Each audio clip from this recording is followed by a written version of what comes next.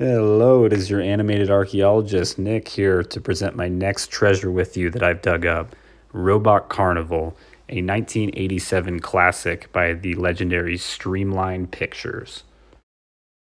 And if you're an anime fanatic like myself, you'd immediately notice right off the bat that this animation style is very familiar. It's because it's done by the same team that did the film Akira. This film consists of 9 shorts done by some of the animators done on Akira, some of the directors who, a lot of them had no directing experience of their own, so it was a pretty good launching pad for an anthology.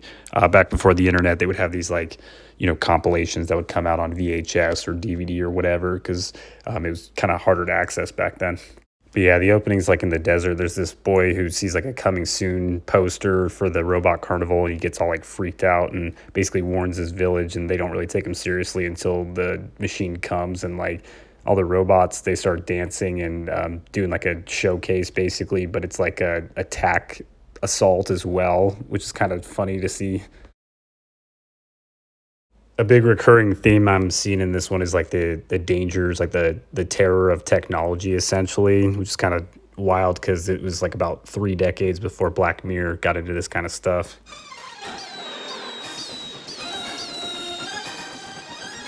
So the first real segment, Starlight Angel, it's like this like futuristic theme park. It really gives me a lot of vibes from like Macross '84 and like I don't know, like just 80s anime in general. Apparently, the inspiration was from Aha's Take on Me, which is what the director said in an interview. But yeah, it's these girls, they go to an amusement park, and like one of the girls basically finds out like her boyfriend is like cheating on her with her like best friend. So she like gets all sad and like runs away and basically goes in like a VR ride. Her like emotions kind of just cause the machine to like turn into like this like giant mecha, and like the theme park's run by robots, but one of them's actually like a human in a costume who can like fly and stuff, with his suit like Iron Man, and like this mech like basically kidnaps the girl, and he like does his like knight in shining armor shtick here. You know, one thing that's cool is that they did cameos of the Akira characters, like drawn as the like theme park goers in the background, which is hilarious. I think you can see Tetsuo like in like he's just being walked around. It's so funny. Now, this next segment is my personal favorite. It's called Cloud. It has like a robot, almost like Pinocchio style story in the style of a young man just walking through time, and it's supposed to be like a depiction of like the evolution of man. And basically, there's like different events in the universe in the background, but it's just so beautiful. I mean, the music too. Holy crap, it's so good.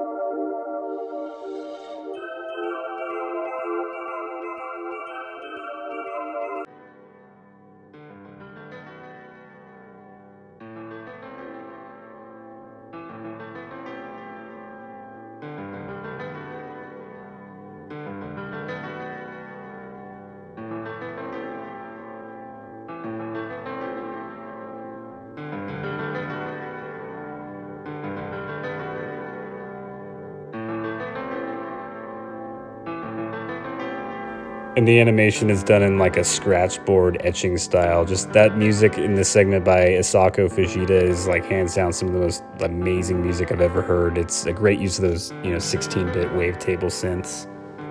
And then in Deep Dive, the next one, an alien invasion of robot soldiers attacks the city, and like this dude, an android, basically is damaged, but he retains this locket, just like in the first sketch. It kind of like ties those together thematically, I guess. But yeah, basically, this dude is like captured by the alien leader and all that, and there's these two robot guardians that he like fights basically, and then he gets like knocked out basically by just like this huge blast of gunfire.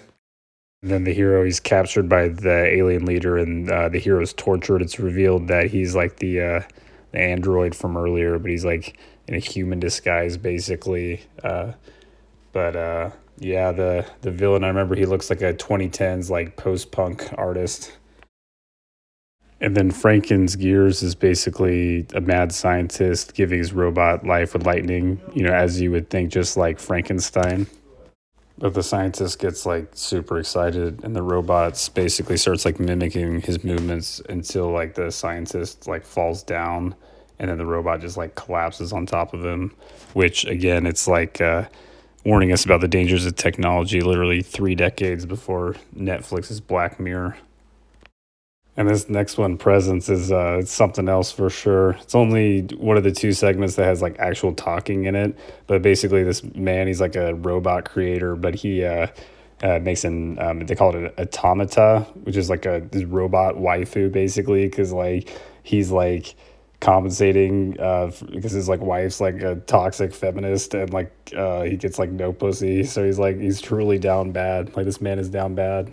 Yeah, and they basically like predicted iPhones with this one, but in a very surreal way. Like he has this like robot clock that flies to him when he's on his lunch break and literally tells him it's time to go back to work, which is like so dystopian. And then he like makes all his like gadgets and like robots in this like creepy shack in the woods. Like he like goes down and literally has like his like robot waifu just like sitting on the table. And yeah, it's like very unsettling to say the least. But yeah, she's kind of stylish though. I'm not gonna lie. Like she's got that like Madonna, almost like a '80s female pop star kind of vibe. Almost reminds me of like Strawberry Switchblade. So then his waifu basically takes on a personality of her own, far beyond what the guy programmed. Basically asking for more information on life. And then because of this, he smashes her in a fit of panic. And then he leaves his laboratory for what he thinks is the last time. Then years later, this man has like a vision of that robot waifu like appearing before him, and then like she like malfunctions or short circuits or whatever, and just like blows up in front of him. There's like a bunch of like hardware pieces flying around and like oil spilling on her. It's like nuts.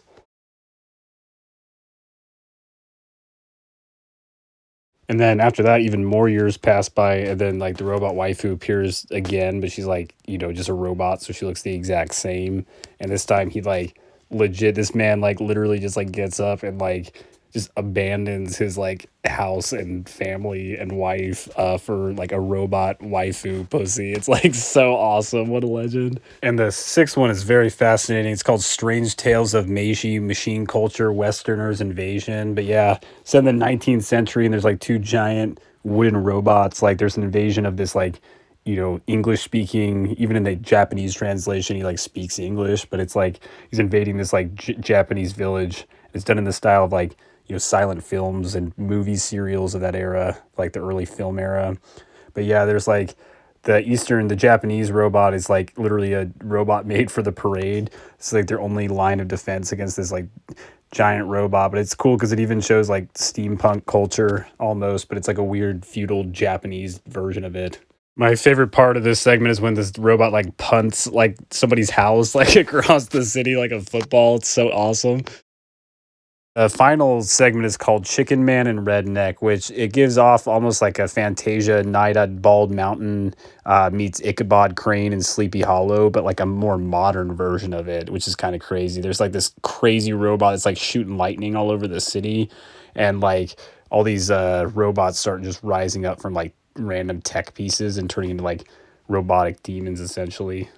And then this character Redneck is like summoned by the this giant demon robot on top of the city skyscrapers, and like he's basically like a futuristic magical version of like the headless horseman, basically, like almost his role in this story. But yeah, he just runs around like causing havoc and like raising ghouls and ghosts, but they're all like made out of robots.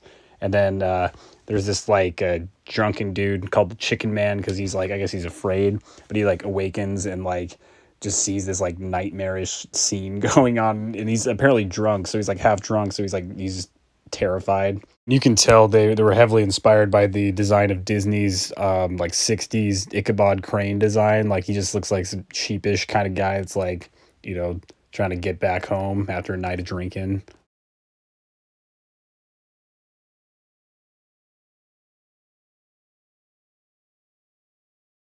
And the craziest part is he wakes up like thinking he was just like tripping the whole time, and then his like motorcycle breaks, and then he's like on top of this like crazy set of skyscrapers that looks like H.R. Geiger like drew it. It's like crazy.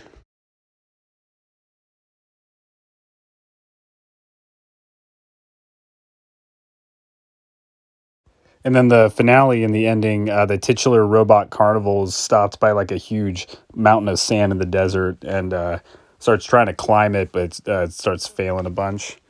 And then when it finally reaches the top, it just kind of like has like a flashback of recalling like the grandeur of like the carnival at the peak of its existence, and just it proves too much as the robot carnival just starts like blowing up from the seams.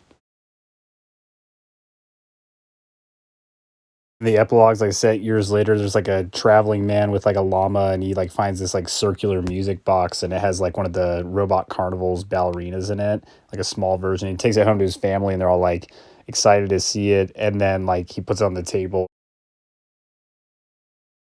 But yeah, then it just does the whole usual stick from the beginning where it's almost like a small robot carnival. It's like a very tiny version of it, but it starts like you're dancing around and they're all just like looking at it like mesmerized, and then it just like blows their entire house up. My favorite part is like after things go to smithereens, like there's a llama is basically just like laying there on its back. Like I like the mix of like violence and like comedy. It's like funny. But yeah, it really is one of those films where you have no idea like how it all came together or happened, but you're happy it did.